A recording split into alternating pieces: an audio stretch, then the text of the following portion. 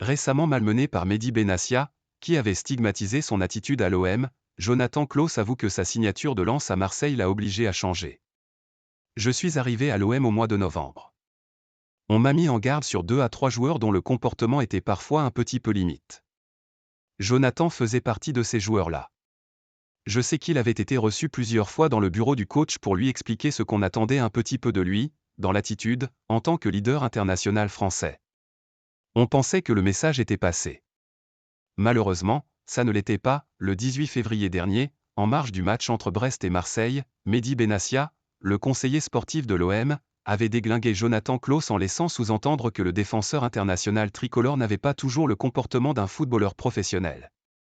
Un mois plus tard, et après un net regain de forme, Klaus a retrouvé l'équipe de France et postule à une place pour l'Euro. Invité de Téléfoot, le joueur de 31 ans n'a pas répondu frontalement à ces critiques, mais il admet avoir changé depuis qu'il a rejoint le club phocéen. Arrivé à l'Olympique de Marseille en juillet 2022 pour 7,5 millions d'euros, Jonathan Klaus admet sans peine avoir évolué depuis qu'il avait signé à l'OM.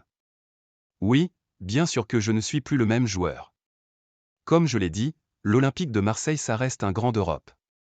Et dans un grand d'Europe, vous n'avez pas le droit à l'erreur. On est passionné par ce club, on est passionné par ses supporters, on est passionné par cette pression. Ça se gère du mieux possible. On en apprend encore tous les jours, mais oui, je ne suis plus le même joueur, expliquait l'ancien Lensois, qui n'a cependant pas encore prolongé son contrat avec Marseille, alors qu'il sera libre dans un an. Sous pression durant ce dernier regroupement des Bleus avant l'Euro 2024, Jonathan Klaus va devoir montrer à Didier Deschamps qu'il est tout aussi indispensable avec la France qu'avec l'Olympique de Marseille.